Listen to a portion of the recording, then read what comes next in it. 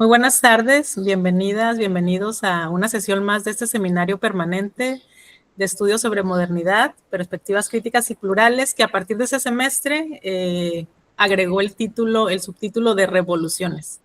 Entonces, bueno, en esta ocasión tenemos el placer de tener a una investigadora pues bien, de gran calidad y además a quien le tenemos muchísimo aprecio, con quien hemos tenido oportunidad de trabajar ya desde hace algún tiempo, la doctora Arely Maday Martínez.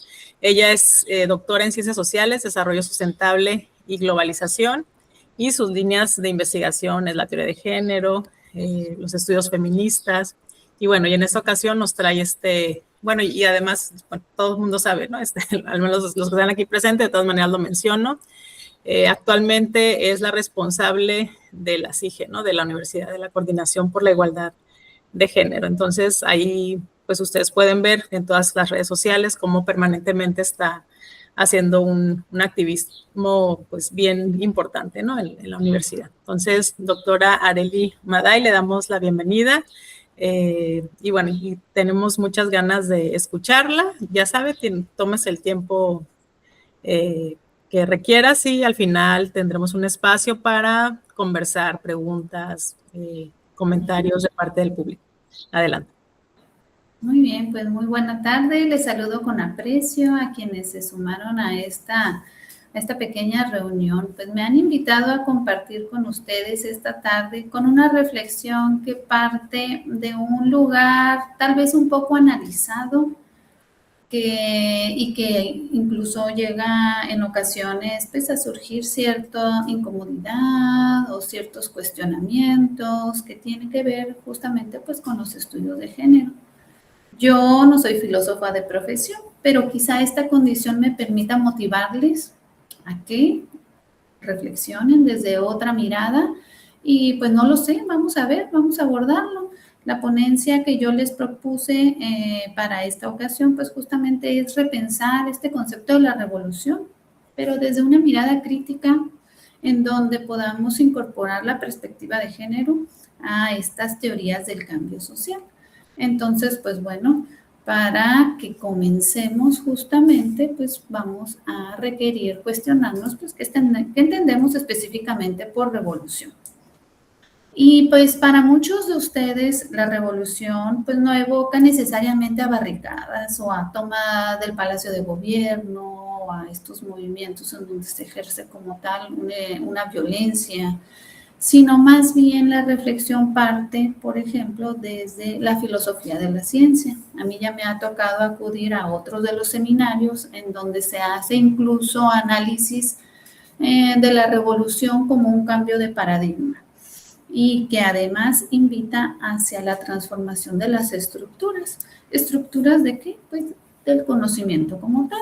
El seminario pasado incluso hicieron énfasis en las aportaciones de Thomas Kuhn, específicamente en las revoluciones científicas, la estructura de las revoluciones científicas. Y entonces toda la discusión giró justamente pues a visibilizar cómo los episodios pues del desarrollo permitieron analizar el concepto de revolución, pero desde el análisis no acumulativo del desarrollo como tal, en los que pues antiguamente el paradigma era reemplazado total o parcialmente por otro que pudiera o no ser compatible, ojo, pero esta noción de revolución como transformación epistémica es la que me gustaría tomar como punto de partida. También quisiera tomar el concepto de revoluciones históricas, pues para que podamos entender un poquito de qué parte en concreto se incorpora el feminismo como tal a esta lucha por el cambio de paradigma exactamente y cómo permitimos ir empujando hacia la transformación de las sociedades.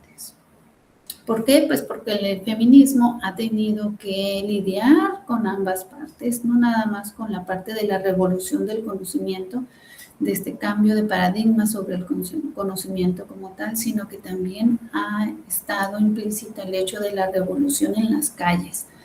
Estos movimientos que buscan alzar la voz para visibilizar los problemas específicos, desde los cuales, dependiendo de la temporada histórica, pues se fue motivando teóricamente también a través del conocimiento, ese empuje para el cambio y la transformación social. Entonces, ¿qué pasa cuando aplicamos la mirada feminista a esta idea de la revolución como cambio de paradigma específicamente?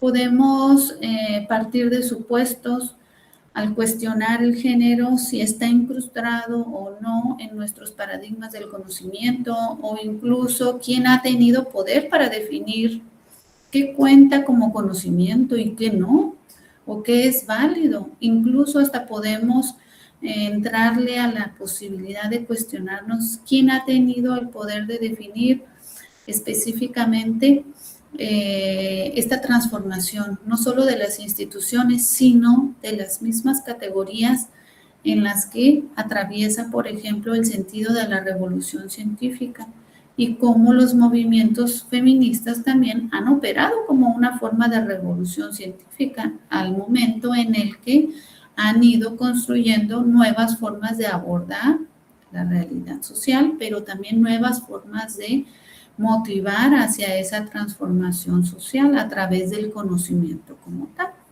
Entonces, pues bueno, el objetivo de este pequeño acercamiento que tengo con ustedes, pues justamente es proponer un desplazamiento conceptual para que podamos pues entender este concepto de la revolución no como un evento único, ya sea armado o científico, sino como un proceso que va a buscar la desarticulación de los sistemas de dominación. Y esto va a incluir pues esa transformación de los paradigmas del conocimiento, pero también la transformación de las relaciones sociales cotidianas, pues ese va a ser parte del punto de análisis reflexivo. Y entonces, dentro de las estructuras del análisis del paradigma de Kuhn específicamente, podemos comenzar en quién revolucionó la filosofía de la ciencia al mostrar que el conocimiento científico pues no progresa de manera acumulativa, sino a través de rupturas paradigmáticas. Entonces, para Kuhn, un paradigma es las realizaciones científicas universalmente conocidas o reconocidas durante cierto tiempo, que éstas proporcionaban modelos de problemas y de soluciones al interior de una comunidad científica. Entonces, Kuhn refleja que hay un ciclo y lo describe para esa transformación epistémica, y ese ciclo implica el hecho de analizar la ciencia, por ejemplo, a través de la forma en cómo se van a resolver los acertijos dentro del paradigma aceptado. También se va a ver reflejado el hecho de la búsqueda de anomalías específicas. Si hay la aparición de algún fenómeno que el paradigma no puede explicar, o si hay una crisis en donde esas anomalías pues vayan a acumular alguna posibilidad de fractura incluso. Y pues la revolución se va a generar cuando ese paradigma pues va a reemplazar al antiguo, reorganizando, por supuesto, el campo de lo visible. Por ahí les traje un pequeño diagramita de ese ciclo de la revolución. Y entonces, cuando hablamos de revoluciones, pues podemos agregar dentro de la teoría de Kuhn una primera observación. ¿Quién conforma esa comunidad científica? ¿Qué supuestos genera? Incluso dentro de esos supuestos podemos incorporar la perspectiva de género para ver cómo se estructura, qué cuenta como una ciencia, por ejemplo. Kuhn en específico no hizo esas preguntas desde la perspectiva de género como tal, pero sí nos dejó herramientas desde las cuales podemos partir para hacer esos cuestionamientos, ¿sí? Entonces, el feminismo como revolución paradigmática. Por aquí yo les comparto parte de las aportaciones, por ejemplo, de Sandra Harding. Ella es filósofa. En su texto Ciencia y Feminismo, escrito en 1986, pues retoma justamente a Kuhn y se pregunta si el feminismo constituye una revolución científica. o no. Ese cuestionamiento justamente le permite describir que las críticas feministas a la ciencia no solo señalan la exclusión de las mujeres de las comunidades científicas como tal, sino que al mismo tiempo van a cuestionar esos supuestos androcéntricos que estructuraban los conceptos, las metodologías y los objetivos de investigación científica. Para Harding, su propuesta justamente, o lo que llama epistemología desde el punto de vista feminista como tal, es que no es una simple inclusión, no vamos a adherir a las mujeres en la ciencia, sino que va a haber la necesidad de una transformación radical de lo que se cuenta como conocimiento, partiendo desde ahí. Y en ese entonces es cuando podemos cuestionarnos si en esa revolución está el sentido kuhniano, ojo, porque además puede cumplir con las características que va a identificar esas anomalías, el paradigma dominante, lo que genera crisis y entonces lo que promueve un nuevo paradigma, que justamente es el que acá les compartí dentro de este pequeño diagramita. Entonces, pues sí, Harding menciona que es posible que podamos incluso en el mismo sentido del análisis de la revolución kuhniano, pues justamente proponer ahí la aportación de la revolución. Incluso lo podemos hacer con un pequeño ejemplo sobre la revolución en la biología evolutiva. Por ejemplo, dentro del análisis de la condición biológica como tal, durante décadas se explicaba el comportamiento humano y el animal a partir de un paradigma androcéntrico. Se evidenciaba que el macho era el activo, el competitivo y la hembra era pasiva y receptiva. Algunas autoras como Sandra Blaffer, por ejemplo, que escribieron textos como La mujer nunca evolucionó en 1981, mostró evidencia de que ese paradigma se basaba en supuestos no contrastados, ya que en muchas de las especies se llegó a evidenciar que las hembras eran igualmente activas o igualmente competitivas y que seleccionaban activamente a sus parejas. Y entonces se cuestionaba esa parte de la pasividad como tal. Eso fue una simple... eso no fue una simple corrección científica de decir, bueno, hablábamos de un universo totalitario en donde manifestábamos pues la condición de machos y hembras dentro de la biología como tal, sino que involucró un cambio de paradigma, porque una vez que se reconoció la agencia a partir de estas diferencias, donde se supone que había una base biológica desde donde las mujeres eran vistas como sujetas pasivas y los hombres como sujetos activos, pues toda la teoría evolutiva se reorganizó. Entonces, este pequeño ejemplo nos muestra cómo el feminismo, cuando aplicamos ese lente de género, pues nos va a permitir cuestionarnos y operar como una revolución científica, incluso en el sentido estricto más puro de la teoría kuhniana. Ojo, porque aquí lo importante es que fue un cambio no solo académico, sino que transformó incluso cómo entendemos a la naturaleza en sí misma, al cuerpo y a las relaciones. Dentro del análisis que ahora les quiero complementar en esta misma mirada epistémica, pues justamente podemos incorporar la mirada política, porque la revolución no solo va hacia los cambios en el conocimiento, sino también al cambio en las estructuras de poder.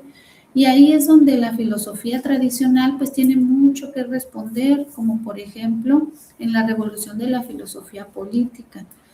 ¿Dónde están las mujeres? Si nos podemos cuestionar al respecto. El concepto, por ejemplo, de revolución evoca inmediatamente en el imaginario desde el análisis filosófico a Hannah Arendt, por ejemplo, con su texto sobre la revolución, el cual pues permitió hacer una distinción pues muy fundamental en el sentido de que el fin de la revolución, nos comenta ella, es la libertad como tal. Entonces, la razón del ser de la política pues, va a ser la libertad. Y Arendt nos va a permitir diferenciar entre liberar a través de una emancipación de una necesidad, pero la libertad a través de la fundación de un espacio público. Entonces, nos permite evidenciar desde una lectura feminista y crítica un posicionamiento de quién accede al espacio público. Entonces, la crítica feminista permite visibilizar cómo hay dos esferas y dos ámbitos de actuar, el del ámbito público y el del ámbito privado. Entonces, Arendt mantiene esa distinción entre lo privado, que involucra al hogar, a la necesidad, a lo femenino, y lo público, que es donde se encuentra la libertad y que forma parte del ámbito masculino.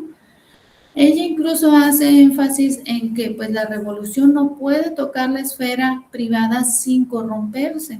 Y ahí podemos introducir una primera crítica fundamental, el de la filosofía política clásica como tal, desde las aportaciones, por ejemplo, aristotélicas, en su texto de la política. Ahí se define el oikos, que viene a representar la casa como tal, y este vendría a representar ese espacio de la necesidad propuesto por Arendt, y la polis, que es el espacio de la libertad, que vendría a representar el espacio público. Entonces, cuando hablamos en términos de revolución, pues esa tradición siempre fue pensada para cambiar lo público, la polis, no para transformar el ámbito del oikos, del ámbito privado, de la necesidad, en el ámbito de la casa. Y entonces, esa primera reflexión nos permite cuestionar cómo algo que incluso las feministas durante 3 olas dejaron en evidencia con esfuerzos específicos en el momento en el que visibilizaban el trabajo no remunerado en los hogares y cómo este iba impactando en la posibilidad de acceder a las mismas oportunidades, ya una vez que materializábamos, por ejemplo, el acceso a derechos como tal, pero eso lo vamos a ir viendo ahorita que retomemos un poquito de todas las olas del feminismo, ¿ok? Entonces, pues bueno, antes de pasar a Carol Pacman, por ejemplo, ya para cerrar aquí con Arendt, es importante que comencemos a hacer el clic. Entonces, vamos a reflexionar también sobre ese ámbito del oikos, el ámbito privado, ese ámbito de la necesidad, y entonces podemos tratar de reformular y repensar, pues, quiénes se hacen cargo de las labores domésticas al interior de un hogar, quienes crían a los hijos, quienes sostienen afectivamente a los revolucionarios, por ejemplo. Entonces, pues bueno, por acá parte también desde una lectura cercana justamente a las aportaciones de Carol Pacman, por ahí en el contrato sexual, nos permite pues desmontar poco a poco esta parte de la política sexual. Dentro de un análisis de filosofía política moderna, pues el contrato original como tal venía a representar un contrato de origen incluso sexual social. Ese contrato va a crear una forma en la que se va a ejercer un derecho patriarcal, el derecho de los hombres sobre las mujeres.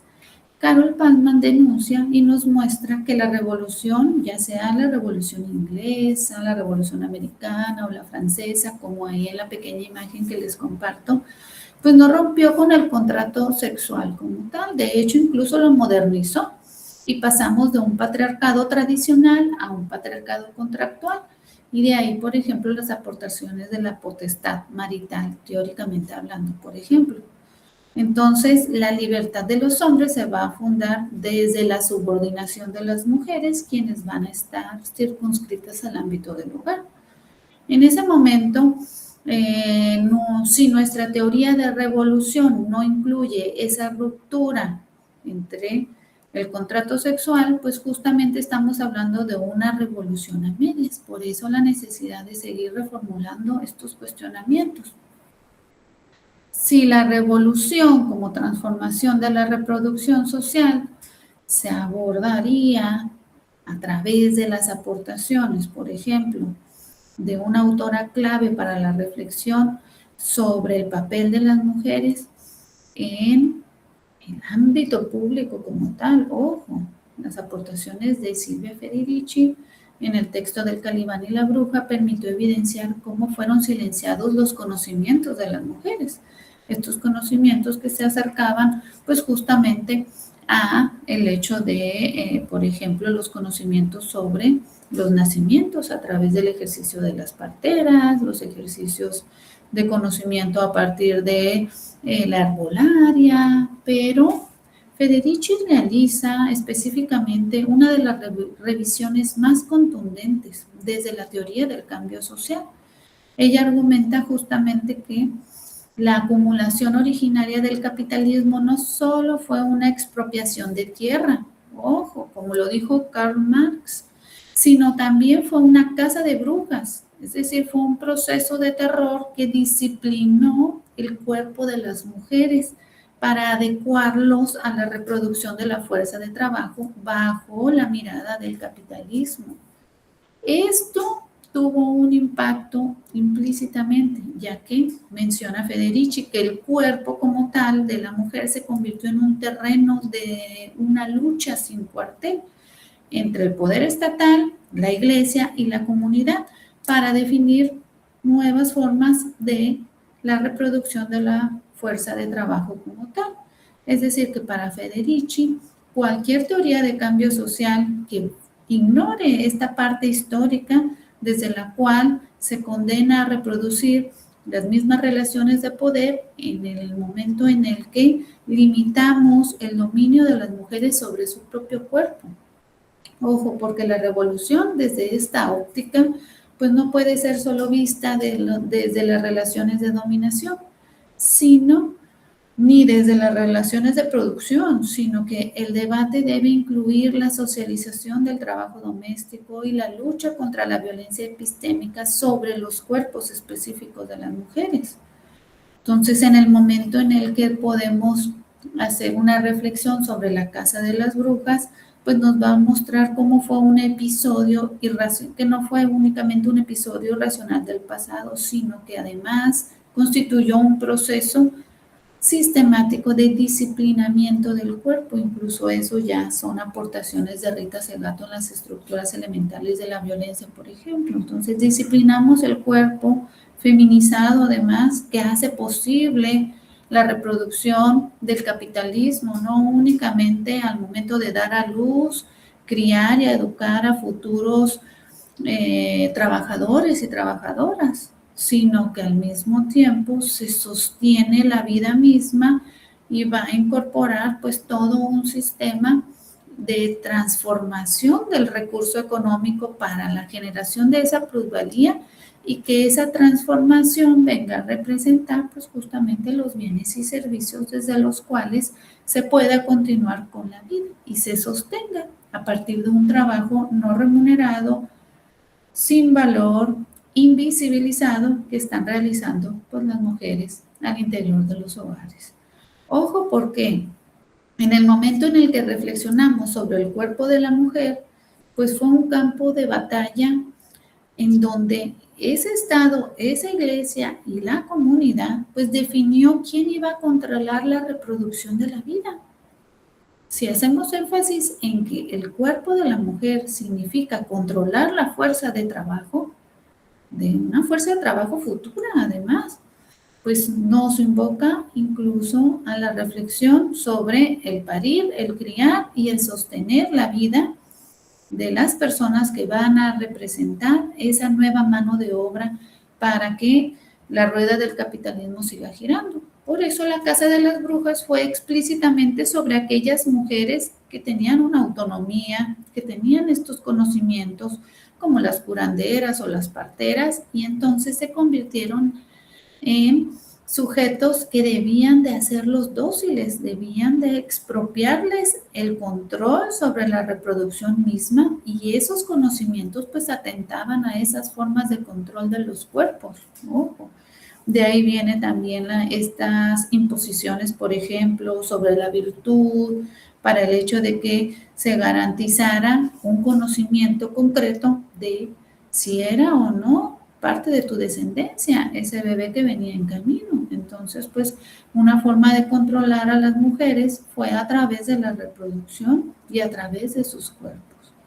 Entonces, la reflexión sobre las teorías del cambio social, pues nos invita también a hablar sobre la vida cotidiana, cómo se reproduce esta lógica de dominación, no nada más en las esferas públicas, sino también en las esferas del ámbito doméstico. La socialización de este trabajo doméstico que involucra las tareas al interior de un hogar, pues recae exclusivamente en las mujeres, y la lucha contra la violencia epistémica, pues implica el saber de las mujeres, el de sus cuerpos, el de su autonomía, el de liberarlas del control patriarcal y capitalista, un poco lo que hoy, por ejemplo, a 2026, pues logramos garantizar en nuestro estado con el control de nuestros cuerpos en el momento en el que se despenaliza un aborto, por ejemplo, porque entonces ya podemos ser sujetas a ese artículo 4º constitucional que garantiza que las mujeres pues tienen el derecho a elegir el número y espaciamiento de sus hijos e hijas. En la revolución desde el género, los abonos epistemológicos y políticos, pues llegamos al momento en el que el corazón de este argumento nos convoca a reflexionar si la revolución es un cambio de paradigma, retomando las aportaciones kuhnianas, y un cambio en las estructuras de poder, retomando esa tradición marxista y feminista. Entonces, pues el feminismo no viene a representar un apéndice de la teoría revolucionaria, sino una condición de posibilidad para repensar esa revolución en el siglo XXI. Entonces, vale la pena acercarnos al conocimiento situado, por ejemplo, propuesto por Donna Haraway. Desde una lectura a Donna Haraway en su texto de Ciencia, Cyborg y Mujeres, escrito en 1991, pues ella nos permite conocer una herramienta fundamental sobre el conocimiento situado. Ella incluso hace una crítica tanto a la noción tradicional de objetividad científica como al relativismo que dice que todo vale, y propone en cambio que la objetividad feminista de la localización limitada y del conocimiento situado pues no sea únicamente desde la trascendencia y la división entre sujeto y objeto, sino que nos permita responder a la pregunta de cómo ver desde las posiciones subyugadas. ¿Qué quiere decir esto? Que para Haraway la revolución epistémica que propone el feminismo no va a ser un cambio de paradigma malo hacia un cambio de paradigma bueno, sino la aceptación de que todo conocimiento es parcial, localizado, encarnado, y de ahí la necesidad de hacerlo situado. Eso tiene profundas implicaciones para entender cómo pensamos la revolución. ¿Por qué?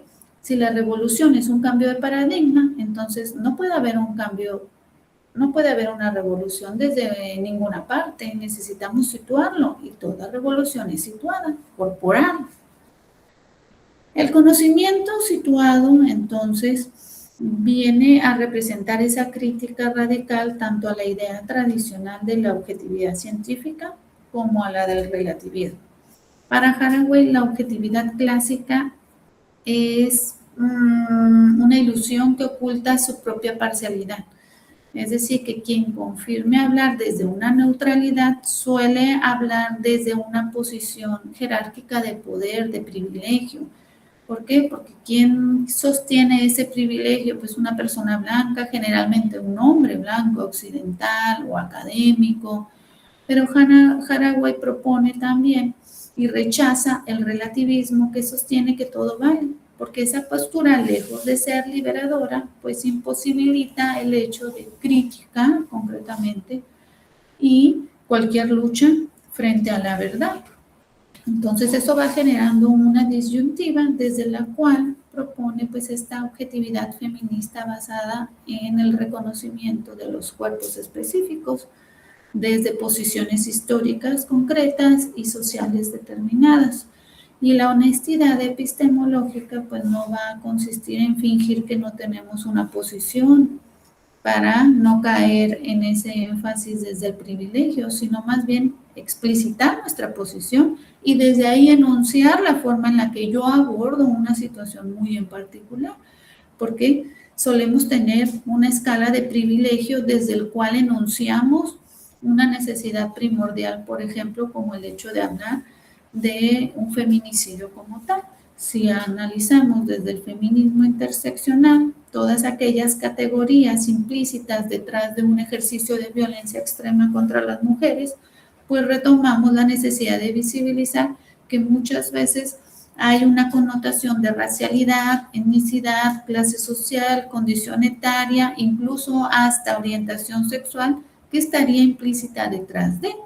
Entonces, pertenecer a ciertos grupos específicamente nos va a dotar de un privilegio y entonces es importante situarnos y desde esa posición pues enunciar. Entonces, la revolución implica una transformación de la subjetividad.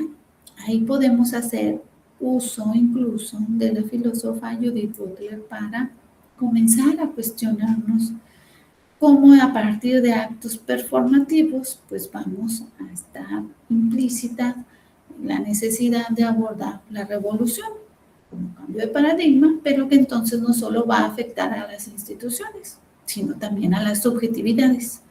Aquí la obra de Judith Butler es fundamental. El género en disputa nos invita a reflexionar a la revolución paradigmática en la teoría feminista al cuestionar el supuesto de que hay un sujeto mujer preexistente como tal. Describe que el género, por ejemplo, ahí yo les puse la cita, no es un hecho, es un acto performativo. No hay identidad de género detrás de las expresiones de género. Esa identidad se construye performativamente por las mismas expresiones que dice que son sus resultados. ¿Qué implica esto para la revolución? Pues implica que la revolución no puede ser la liberación de la identidad preexistente de mujer, por ejemplo, o el proletariado, sino que va a implicar una subversión desde dentro, desde las normas que van a reproducir esas identidades. Y entonces la revolución, en ese sentido, va a implicar la apertura de un campo de posibilidades en el que las identidades pueden ser reconfiguradas, es decir, ir más allá del binarismo. ¿Recuerdan, por ejemplo, la frase de Simone de Beauvoir? No se nace mujer, se llega a ser. Pues Judith Butler reformula eso, lo retoma y afirma que pues, no nacemos mujeres, tampoco nacemos hombres, sino que nos hacemos mujeres o nos hacemos hombres mediante la repetición constante de gestos, de discursos y de normas que la sociedad nos va a imponer y que además las vamos a internalizar. Ojo, porque esto implica el hecho de que ni siquiera tuviéramos figuras desde los cuales adquirir una identidad de género. ¿Qué quiere decir esto? Que, por ejemplo, en el hecho de las masculinidades, no necesariamente tuviste a un papá hegemónico detrás de tu identidad de masculinidad hegemónica, o una mujer o una mamá que nos acompañara. Basta con los discursos y las normas impuestas dentro de la sociedad para ir empujando esa significación del ser mujer y ser hombre, que eso justamente es lo que Judith Butler busca invertir dentro de la lógica tradicional de imposiciones como tal. Entonces afirma que normalmente pensamos que tengo una identidad de género, es decir, soy mujer, y por eso actúo de cierta manera, por eso me expreso de cierta manera, uso vestidos, hablo suave. Pero Judith Butler nos dice que no, que es al revés, que actuamos de cierta manera una y otra vez. Y esa repetición crea una ilusión de que hay una identidad de género del ser mujer detrás de forma esencialista. Entonces, no es que hablemos del género como una forma de un guión que debemos de representar a través de los roles de género, sino que la crítica nos invita a reflexionar en que no hay un yo femenino, por ejemplo, esperando a ser liberado, sino que hay un conjunto de normas que van a reproducir ese yo femenino y que como efecto va a venir a representar lo que implica ser mujer o ser hombre dentro de la sociedad, que además va a ser una imposición binaria y heteronormada, es decir, atribuida a las normas que van a estar explícitas para la heterosexualidad como una norma básica, por ejemplo. Entonces, para la revolución, repensar el género desde las aportaciones de Judith Butler implica que no estábamos hablando únicamente de una esencia, sino de una norma impuesta y que además se repite de generación en generación. Entonces, la revolución en sí mismo no implicaría liberar a las mujeres únicamente o liberar a los hombres, como si hubiera una identidad del ser hombre o del ser mujer, una identidad única, sino que implicaría repensar y subvertir esas normas mismas que van a reproducir las identidades y entonces que mujeres y hombres ocupen los lugares más allá del binarismo de género, de esa separación de esto es cuestión de mujeres y esto es cuestión de hombres. Y eso multiplicaría las formas posibles del ser, del abrir un campo a identidades más allá del binarismo de género. Entonces, un ejemplo concreto pudiéramos realizarlo a través del transfeminismo, por ejemplo. Dentro del transfeminismo se desarrolla por autoras, por ejemplo, como Paul Preciado, y en la lógica del análisis como tal implica que no hay una naturaleza, sino que la naturaleza viene determinada de una construcción histórica y el cuerpo no es un destino, sino es un campo de batalla. El transfeminismo no busca la inclusión como tal de las personas trans dentro de ese paradigma binario, sino que busca la desestabilización de ese paradigma binario y opuesto además en el sentido más estricto de una revolución paradigmática que involucra el hecho de romper con esas normas establecidas. ¿Sí? Por aquí tenemos un análisis, por ejemplo, de los momentos de encuentro entre la revolución y el feminismo. Por ejemplo, tenemos la primera ola del movimiento sufragista. 1791 viene a representar pues, el momento clave tras la Revolución Francesa. Por ahí tenemos exponentes primordiales dentro del movimiento sufragista como Olympia de Gaulle. Ella vino a representar una forma de visibilizar que las mujeres pues estaban ajenas del paradigma político como tal. Ella denunció una anomalía fundamental, el hecho en el que las mujeres eran excluidas de esa supuesta universalidad, porque la Declaración de los Derechos del Hombre y del Ciudadano argumentaban que estaban formuladas desde un universalismo abstracto. Entonces, ella hace la denuncia de que las mujeres estábamos ajenas o excluidas de esa universalidad y entonces escribe la Declaración de los Derechos de la Mujer y de la Ciudadana como una réplica exacta en donde se incorpora a las mujeres a través de, por ejemplo, contenido explícito en donde visibiliza que la mujer nace libre y permanece igual al hombre en derechos y que las distinciones sociales solo pueden estar basadas en la utilidad común. Pues, por haber hecho esa osadía, en donde además Olympia de Gaulle no pedía la inclusión en el paradigma existente, sino estaba señalando que el paradigma de la universalidad excluía y disfrazaba además el hecho de que las mujeres se encontraban implícitas dentro de esa declaración, pues fue guillotinada por haber hecho eso. Y entonces comienza la posibilidad de reflexionar si esto que ella inaugura dentro del movimiento sufragista implica una crisis paradigmática o si la revolución proclama una igualdad, pero excluye al mismo tiempo a las mujeres. ¿Esto es realmente una revolución paradigmática?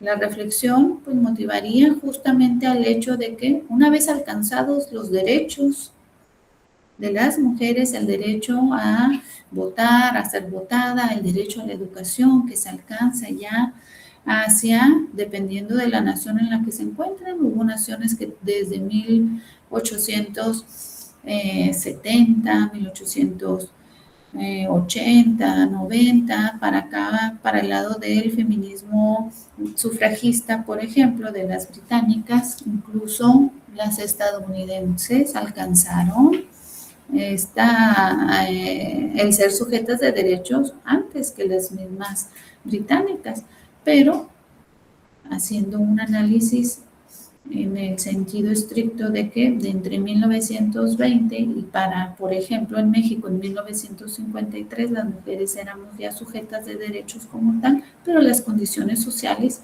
y materiales no habían cambiado. ¿Qué quiere decir? Que aun y cuando pudieran gozar de los mismos derechos que los hombres, no contaban con las mismas oportunidades, aun y cuando las mujeres tuvieran derecho a la educación, pues no encontraban la posibilidad de alzar su voz, de reflexionar, de contribuir a los análisis científicos de la misma forma que los compañeros hombres.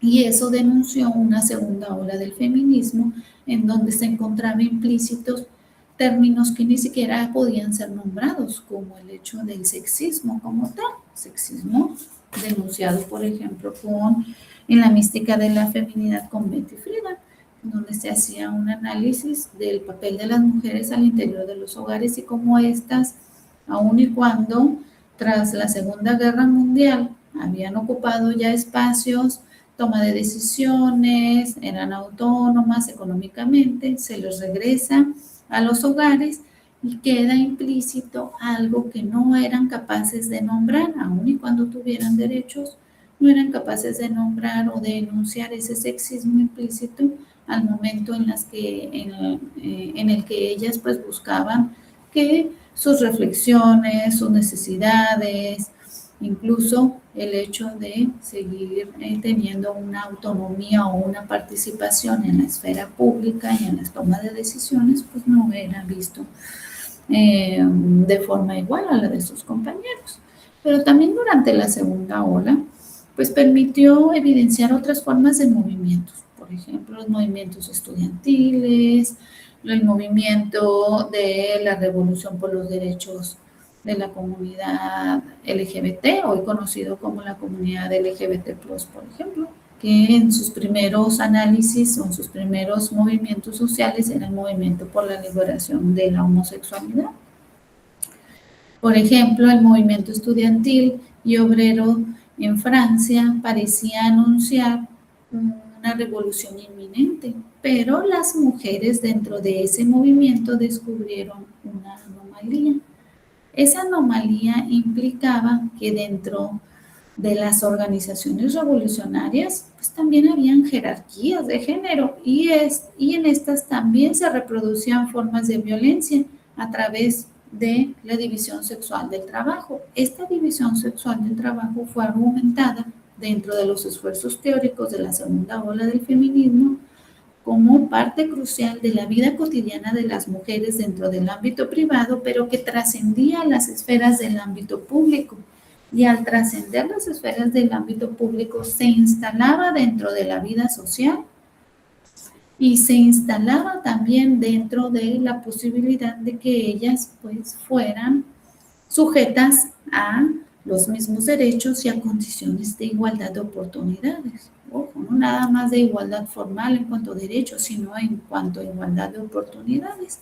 Y ahí Kate Millett hizo aportaciones, por ejemplo, con la política sexual, en donde hablaba de que lo personal también era político y entonces pone en la agenda pública el hecho de toda la vida privada que se vivía dentro de los hogares y todo aquello que involucraba el ejercicio de violencias como tal, por ejemplo, como la violencia familiar o el hecho de que las mujeres sostenían la vida de la crianza y de las labores domésticas prácticamente en su totalidad.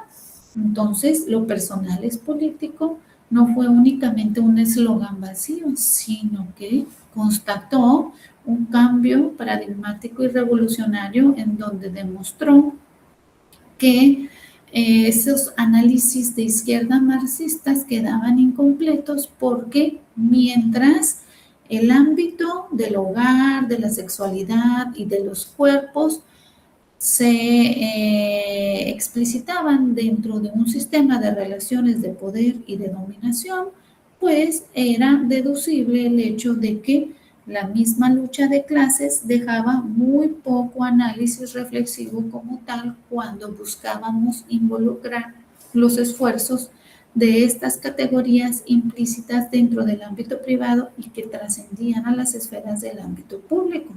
De ahí que se lograran derechos como, por ejemplo, el poder nombrar el abuso sexual dentro del matrimonio como tal, evidenciar posibles ejercicios de violencia dentro del ámbito familiar a través de violencia en la pareja, y de ahí se comienza la necesidad de hablar sobre la violencia como tal y comienza a materializarse los primeros esfuerzos por describir todo lo que implicaba el trabajo doméstico no remunerado al interior de los hogares y que esto impactaba en un coste al momento de hablar de igualdad de oportunidades.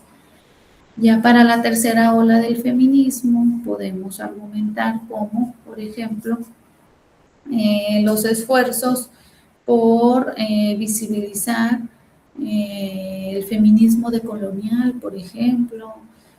Por ahí las aportaciones de María Lugones pues, nos permiten evidenciar cómo identifica una anomalía que es fundamental en el feminismo hegemónico y que suponía que la categoría de mujer era universal.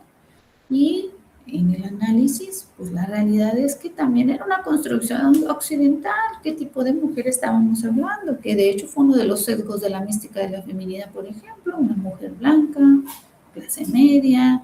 Y entonces, ¿dónde quedaban las experiencias de las mujeres racializadas, las experiencias de las mujeres colonizadas o de las mujeres no occidentales?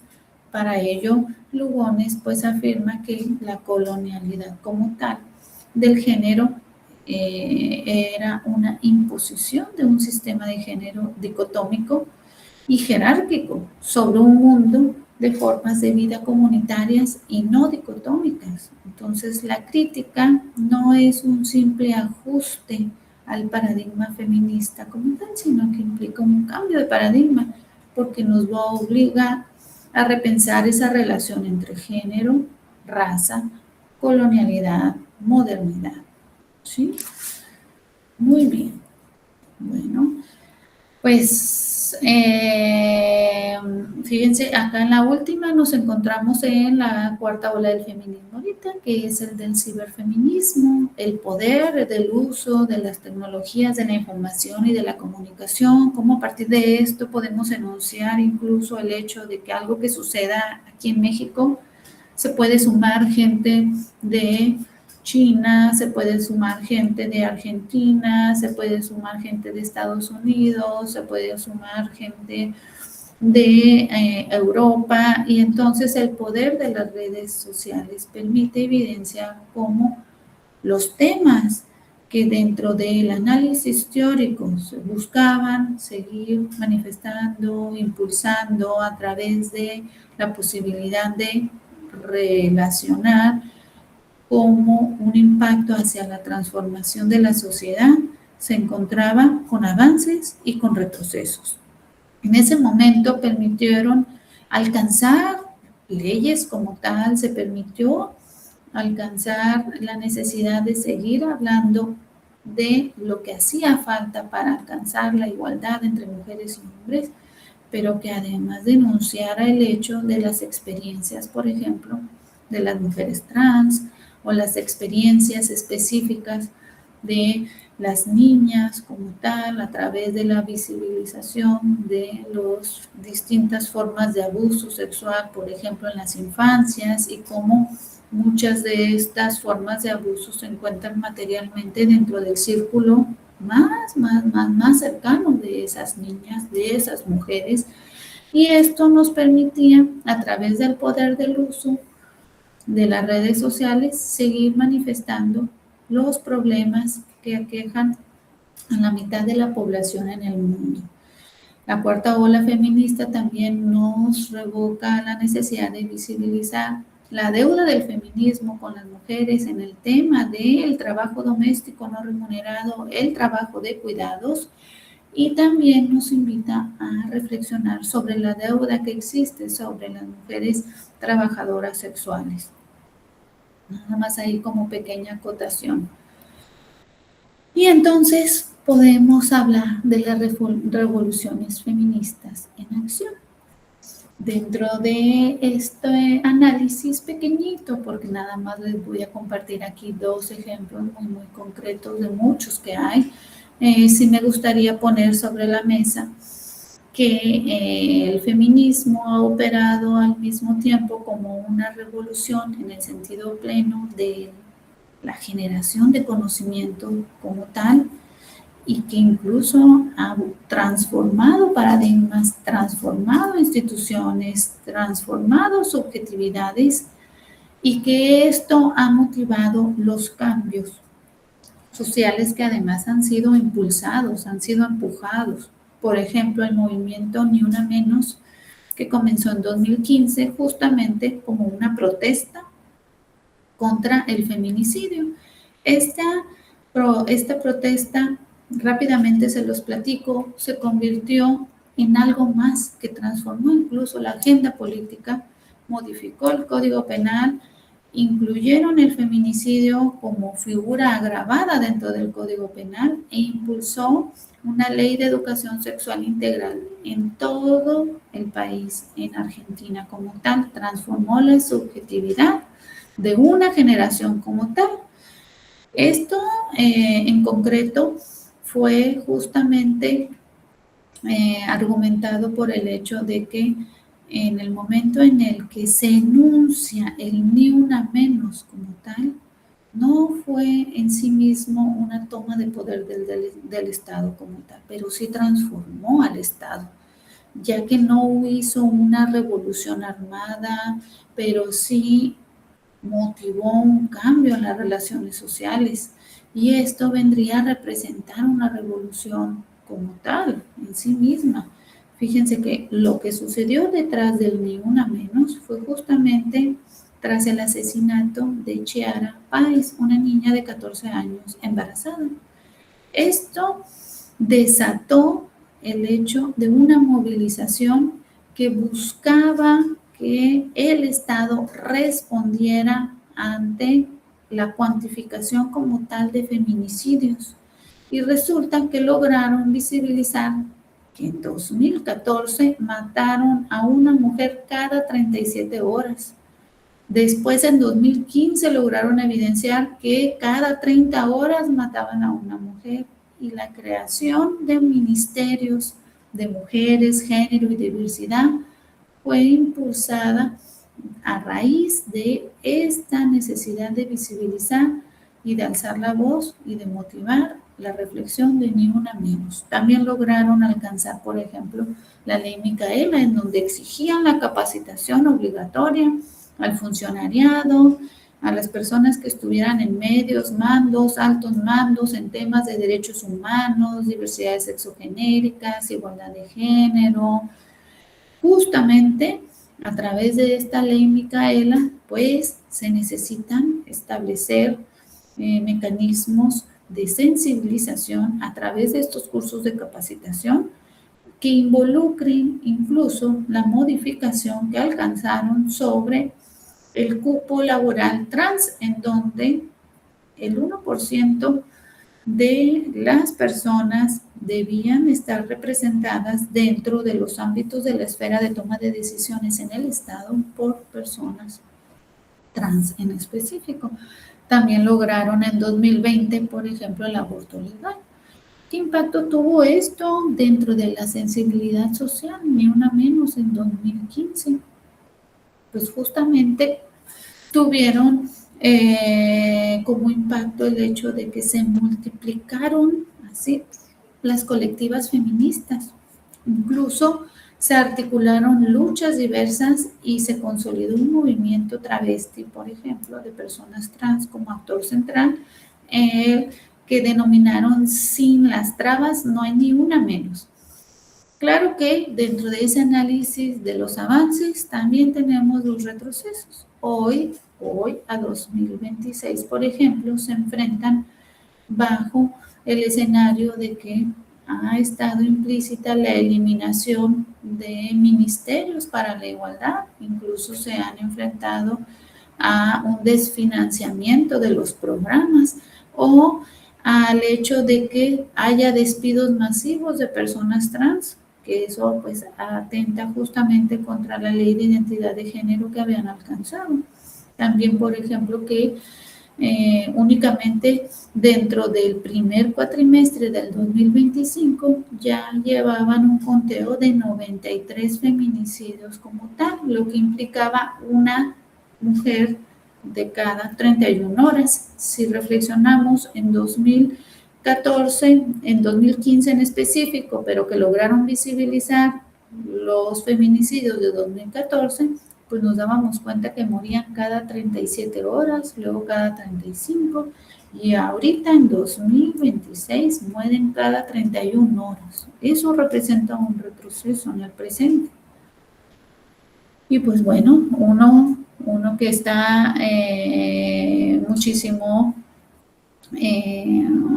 más hacia atrás, más hacia el análisis histórico que viene a representar en 1975, pues no sé si ustedes recordarán, por ejemplo, el 9 Nadie se mueve, pues tiene por ahí una lucha histórica detrás de.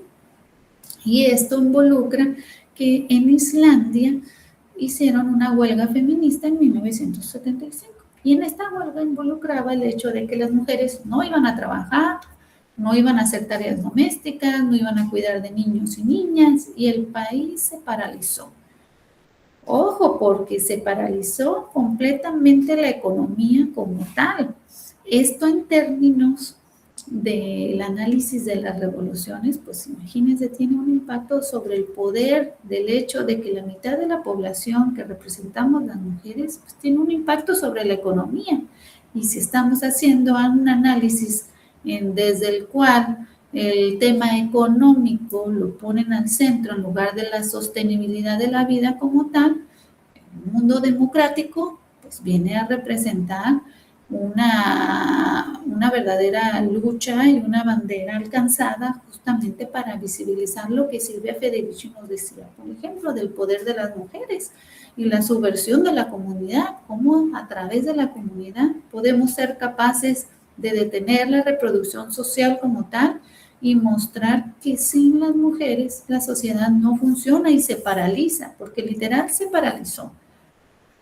Luego, en el análisis de la revolución feminista, pues nos volvemos a esa primera reflexión que no va a requerir de barricadas, no va a requerir incluso de una lucha armada como tal. Basta con detener la reproducción de la vida social como tal para que se paralice la economía en una nación, ojo. Y ahí impacta el hecho del poder que tenemos las mujeres cuando pues, formamos comunidad, ojo. A mí me gusta mucho esa reflexión, sinceramente. Pues bueno, ya nos vamos hacia las conclusiones. Por ahí un poquito para que retomemos parte de lo que hemos estado platicando.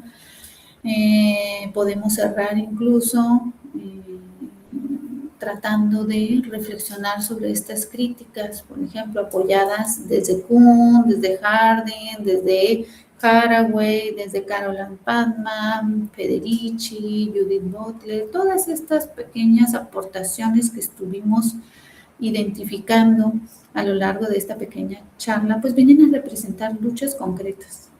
luchas concretas motivadas desde los movimientos feministas, pero que involucraba la generación de conocimiento teórico que iba respaldando estas luchas feministas como tal. Entonces, dentro de la teoría del cambio social, pues han operado desde un paradigma docente que ahora pues, entra en crisis en el momento en el que incorporamos los lentes de género o la perspectiva de género como tal. Entonces la revolución entendida como un cambio de paradigma o una transformación social, pues no es que hablemos de un evento único como tal, sino de un proceso de transformación epistémica y política que va a afectar la forma en la que conocemos, la forma de ser, la forma de estar dentro del mundo, la forma en la que lo habitamos. Y el feminismo va a representar no un apéndice como tal de esas transformaciones y de la revolución en concreto como tal, sino que en sí mismo viene a representar una revolución. ¿Por qué? Porque hay involucrado el hecho de esos cambios paradigmáticos.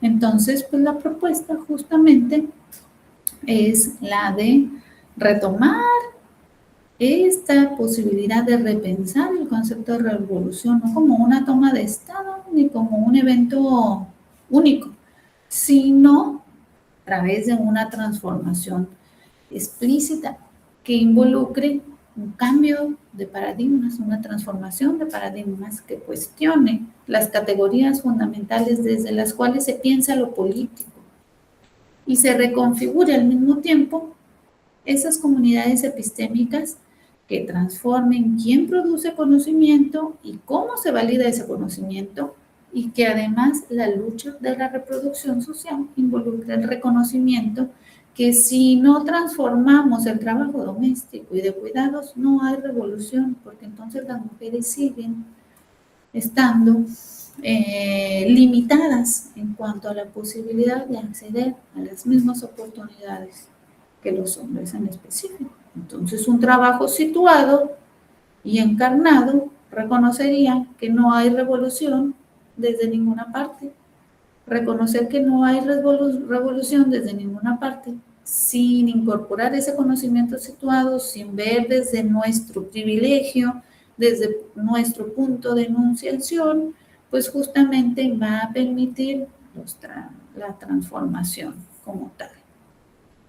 Y por ahí, miren, ahí les dejo una pequeña cita de Luxemburgo. Dice: la libertad es siempre y exclusivamente libertad para el que piensa de modo diferente. Entonces, imaginen esto para las mujeres que en 1968 señalaron que pues dentro de el movimiento obrero pues también había machismo, que había jerarquías, o que las mujeres trans en 2015 dijeron: sin las trabas no hay ni una menos, o las feministas decoloniales que cuestionaron la universalidad de la categoría mujer como si fuera la mujer blanca hegemónica únicamente. Pues todas esas han sido aquellas que piensan diferente, y entonces eso les va a dar una libertad al final de cuentas. Y pues bueno, aquí les dejo esta pequeña biblioteca. Esta biblioteca es de Brasilia. Hay una pequeña metáfora dentro del imaginario en donde podemos nosotras pensar en esa biblioteca, imaginarla como pudiéramos recorrer los pasillos de esa biblioteca a oscuras con linternas, en donde un grupo de mujeres van transitando. Ellas pues no están ahí para pedir un instante como tal, un instante específico de mujeres, sino están ahí para preguntar: ¿dónde están las cocinas en estos libros? ¿Dónde están los niños, las niñas? ¿Dónde están los cuerpos que sostienen la vida mientras los hombres hacen la revolución? Y ahí lo que se descubre es que debajo de este edificio, de esta biblioteca entera, está construido sobre un sótano que nadie ve, y en ese sótano está todo el trabajo doméstico no remunerado, todos los cuerpos disciplinados, toda la reproducción de la vida que siempre se dio por sentada como algo natural y específico que las mujeres debían de solventar. Esas columnas invisibles son en realidad las que sostienen todo el edificio completamente. Y el feminismo justamente no pide agregar un ala a esta biblioteca como tal, sino lo que hace es mostrar que el edificio está en crisis y que sus cimientos son de género, sus ventanas solo miran hacia un espacio de una esfera pública en donde los autores nunca se preguntaron quién limpiaba los escritorios mientras ellos escribían conocimiento, que eso formaba parte de lo ajeno, lo privado, lo silenciado, lo invisibilizado, lo dado por sentado. Entonces, una revolución feminista, pues justamente no va a ser una nueva barricada en la puerta, sino va a venir a representar un terremoto silencioso que va a abrir grietas en ese piso de esa biblioteca. Y en esas grietas va a empezar a brotar palabras nuevas, flores, plantas, y van a emerger, lo más importante, nuevas preguntas acerca de quién reproduce la vida, qué cuerpos importan, quién toma las decisiones sobre el cuidar y sobre la vida misma. Y no se trata de tomar la biblioteca como tal y apropiarnos de ella, sino de derribar aquellos muros en donde el conocimiento sea finalmente situado y en donde podamos encarnar y vivir desde esta metáfora de la biblioteca, y donde se posibilite el hecho de que haya otro mundo posible.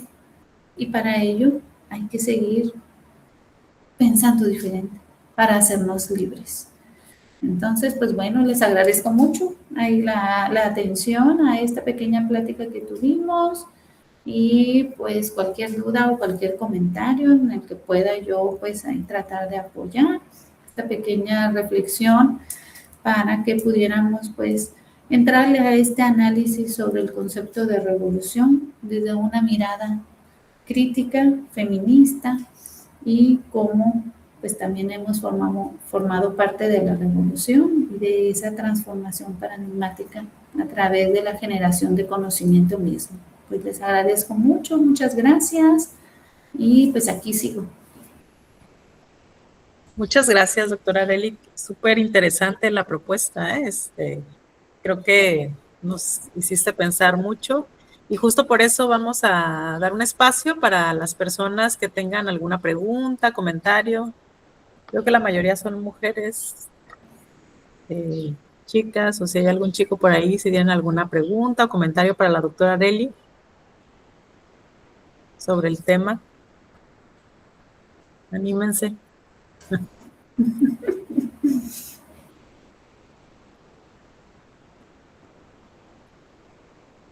Igual en lo que se animan, yo sí me quedé pensando, Arely, me sorprendió mucho desde que presentabas la lámina de Hannah Arendt, que precisamente, ella señala, pues de modo así muy tradicional desde la filosofía política, el espacio público, ¿no? Como esa división entre espacio público y el espacio privado. Como si el lugar donde se hiciera la revolución, pues es justamente en este espacio de lo público. Y ya desde ahí pensaba, y ya después conforme le fuiste explicando, vi, o sea, la clara línea, hasta que llegas a Butler. Entonces se me hace así súper interesante, eso, ¿no? Cómo se va modificando el propio concepto, la idea de revolución, de pensarla primero la revolución como la fractura o la toma del poder central del Estado, hasta lo que después se llamó revoluciones de la vida cotidiana. Pero incluso esto que planteabas con Butler, o sea, la transformación de la propia identidad, la propia subjetividad, no sé, eso se me hizo súper interesante, y definitivamente creo que el feminismo es como el movimiento social que mejor ejemplifica lo que son las revoluciones, porque justo ha ido transformando no solo lo social, sino como tú bien lo señalas, lo social desde cambios de paradigmas necesariamente de conocimiento, ¿no? Las formas en que comprendemos las cosas, una revolución en los conceptos. Entonces, eso me parece así fascinante, ¿no? O sea, creo que justo el movimiento feminista es como el gran ejemplo de cómo se va revolucionando la vida, y aún así, ¿no? Siempre hay mucho que queda por hacer, pero es muy admirable todos los logros o sea, que sí se han obtenido a partir de esta lucha que han realizado en diversas generaciones, ¿no?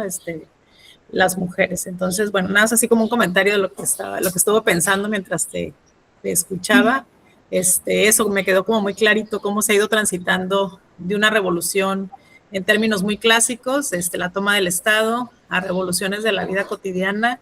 Y bueno, y esto que tú señalas, ¿no? La importancia ahora de revolucionar el tema de los cuidados, replantearnos todo esto, porque al final es lo que sostiene la vida, como bien lo ha señalado, ¿no? Y bueno, y que además termines con esta metáfora preciosa de la biblioteca, pues bueno, eso lo hizo todavía más claro. Sí, fíjate, y miren, compañeras, también quienes están aquí todavía escuchando, no sé si se alcanzaron a percatar, pero elegí a las teóricas específicamente porque tienen su formación filosófica. Entonces, incluso si podemos reflexionar sobre las aportaciones de Martha Nussbaum, ella hace énfasis en que la educación desde la filosofía pues debe de motivar a las contribuciones específicas del cuestionamiento sobre el feminismo para que sea completa. Entonces, que es fundamental porque para la filosofía el hecho de siempre estar cuestionando, siempre estar buscando una nueva forma de abordar la realidad, de encontrar nuevas formas de visibilizar incluso aquellas experiencias que a lo mejor se habían dado por sentadas o que habían estado desde estos universalismos, pues justamente revoca la posibilidad de que desde la filosofía pues se sigan reformulando los cuestionamientos. La misma Simone de Beauvoir, que es la base teórica de la segunda ola del feminismo, con su libro sobre el segundo sexo, pues ella es filósofa también, la misma Judith Butler, con las aportaciones en la tercera ola del feminismo y que reformula la teoría queer como tal. Entonces, sí es importante el aporte filosófico porque involucra estarnos cuestionando, estar repensando, estar abonando hacia la posibilidad de generar más conocimiento y que este conocimiento además vaya de la mano empujando hacia esa transformación de la sociedad y a esas revoluciones. Entonces, pues yo agradezco mucho la invitación. Estuve muy encantada en el momento en el que estuve pues tratando de detallar la forma en la que lo iba a abordar. Por eso también elegí a puras filósofas, porque por ejemplo también pude haber agarrado muchísima más desde el feminismo marxista, que involucra pues todo este cuestionamiento sobre, en términos de justicia de género, con Nancy Fraser, o incluso la parte de la sostenibilidad de la vida con los análisis de la ética del cuidado como tal, y pues estas aportaciones ya muchísimo más cercanas hacia el 2026 que giran en torno hacia el concepto de la sostenibilidad de la vida. Y todo esto pues nos va a permitir ir abonando a ese análisis reflexivo sobre las grandes deudas que tiene incluso el mismo feminismo con las mujeres, porque por ejemplo, si desde la segunda ola del feminismo ya hablábamos de las implicaciones del trabajo doméstico no remunerado, que en ese momento se le llamaba trabajo doméstico y extradoméstico, eran las primeras aportaciones.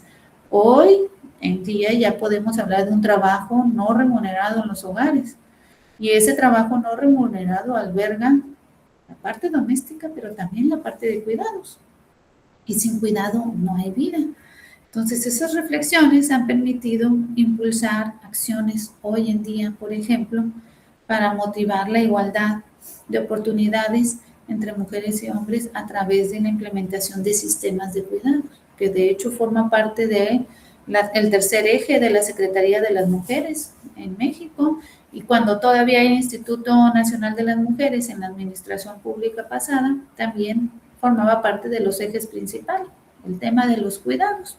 Entonces se materializa a través de un sistema en donde se empuja también y se demanda al Estado involucrarse en el sentido de garantizar cuidados de personas dependientes y que no recaiga únicamente como parte de un reparto equilibrado al interior de las familias, porque entonces lo volvemos al espacio privado, lo volvemos hacia la necesidad de que las propias familias se hagan cargo, y esto no va a generar un cambio, una transformación hacia sociedades igualitarias como tal. Y si hablamos de un principio de justicia de género, pues involucra el hecho de que las mujeres también tengan la posibilidad de disfrutar de sus vidas. Y en ese disfrute de las vidas atraviesa por el disfrute incluso de la misma maternidad, porque no se disfruta una maternidad rebasada, implícita el hecho de tener que estar realizando dobles jornadas, triples jornadas, hasta 4 jornadas laborales en un día. ¿Y de qué forma se disfruta la vida? El derecho al ocio, por ejemplo, pues prácticamente inexistente. ¿Por qué? Porque el cuidado demanda 24/7. Las labores domésticas demandan también todo el día. Entonces, si a eso le aunamos el trabajo remunerado como tal, y limitantes, por ejemplo, como de accesibilidad a servicios públicos como tal, desde los cuales son necesarios para garantizar esa sostenibilidad de la vida, pues eso nos sigue invitando a reflexionar más sobre los conceptos, sobre el conocimiento y sobre las revoluciones como tal. Chicas, no sé si alguna se va a animar a preguntarme. Sí, Scarlett. Adelante. Gracias, Scarlett. Buenas tardes. Mucho gusto también. Gracias por la invitación a la conferencia. Yo lo que tenía era más un comentario. Recientemente había estado leyendo el libro que se llama El cuerpo lleva la cuenta, por el psicólogo Bessel van der Kolk. Y este libro trata sobre el trauma y su tratamiento. Y el primer capítulo habla sobre el estrés postraumático en veteranos de guerra. Y hay una sección que habla sobre una estadística que a la fecha me parece increíble, que va de la mano con la visibilización de estos casos de abuso sexual en las infancias, por ejemplo, y que dice, como sabemos, la guerra no es la única desgracia que arruina la vida de los seres humanos.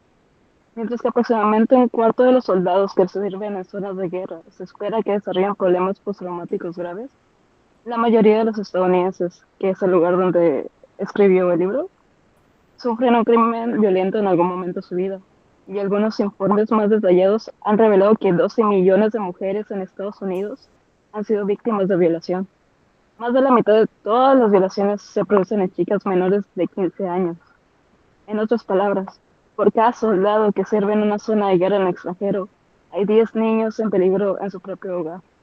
Y pues a mí me parece muy interesante porque siempre que se habla de trauma y de su tratamiento, se tiene a los veteranos de guerra como la máxima expresión de trauma, cuando en realidad hay niñas, niños, mujeres, personas que en sus propios casos siempre se encuentran con estas situaciones.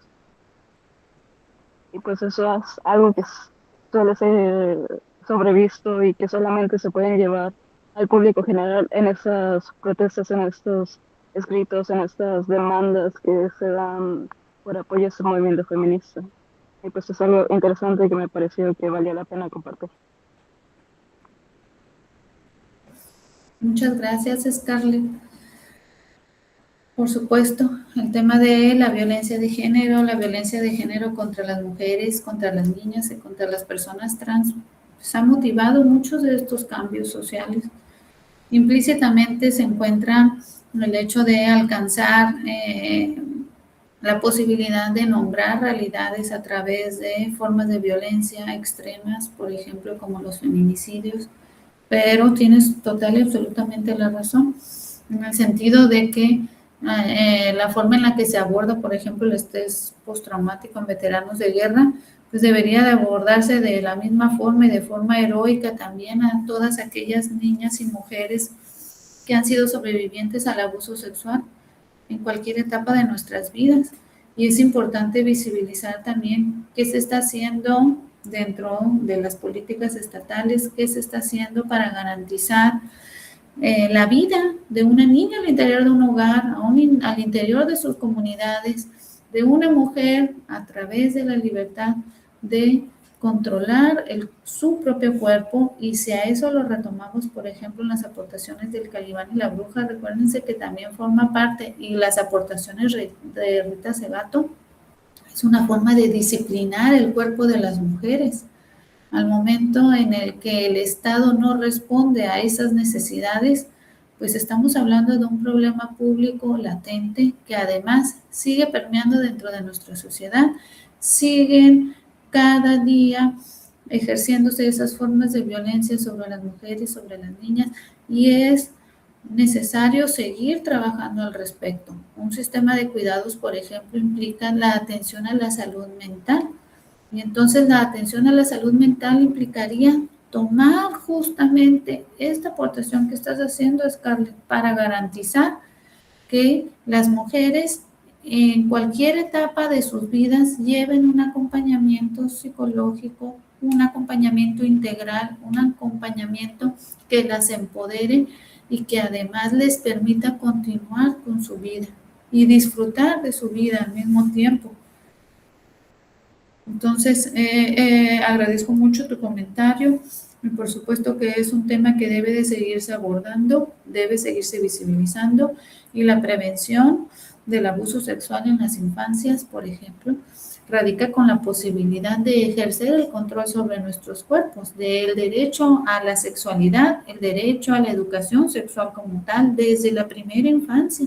Y esta atraviesa por comenzar a nombrar las partes de nuestros cuerpos, comenzar a nombrar semáforos rojos al interior también del análisis reflexivo incluso de una niñita o de un niñito, y que conforme vayamos avanzando en el análisis como tal racional, acompañado pues de ir sumando también edad, ir subiendo el nivel de posibilidad de reflexión sobre el mismo, y ese atraviesa ese semáforo por los límites en qué es aceptado, quiénes pueden además formar parte del círculo que me va a brindar un cuidado, y que en ese cuidado involucra apoyo a lo mejor para pues la higiene corporal como tal, pero que siempre debe de ser visible el hecho de que el tocamiento es considerado un abuso y cuál forma parte, por ejemplo, de un cuidado como tal.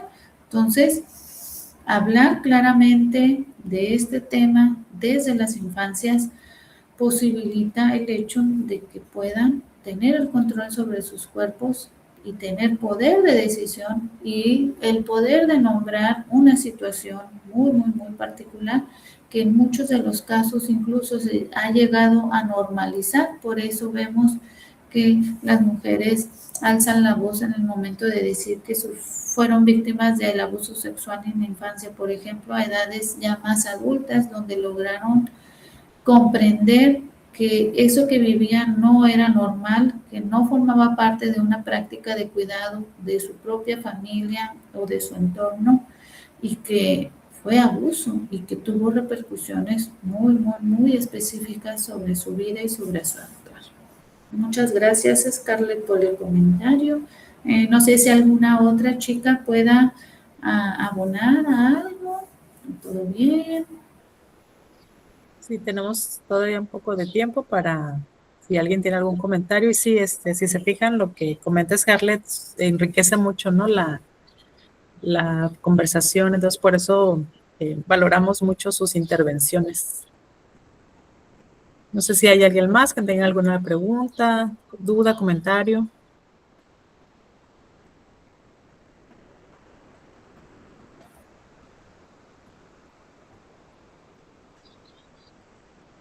Bien, si no es así, afortunadamente la doctora Areli creo que imparte clases a los dos grupos que están aquí, entonces seguramente en clase ahí se animarán, ¿no?, a hacer las preguntas de lo que les suscitó, de lo que les inquietó en esta plática. De mi parte, bueno, doctora Areli, muchísimas gracias. Muy pertinente todo lo que nos ha planteado. Nos llevamos muchas reflexiones y bueno, agradezco muchísimo la generosidad, porque además sí fue muy evidente, ¿no?, como el cuidado que tuvo en la selección de las teóricas que nos mostró precisamente justo para que veamos desde nuestra propia disciplina, ¿no?, la riqueza que hay en relación a esta reflexión. Pues muchísimas gracias a las y los asistentes a esta sesión de seminario. Los esperamos dentro de un mes a la misma hora, el viernes por la tarde, y ya pronto estará circulando, ¿no?, el cartel con el siguiente evento. Muchísimas gracias. Voy a dejar, ¿verdad?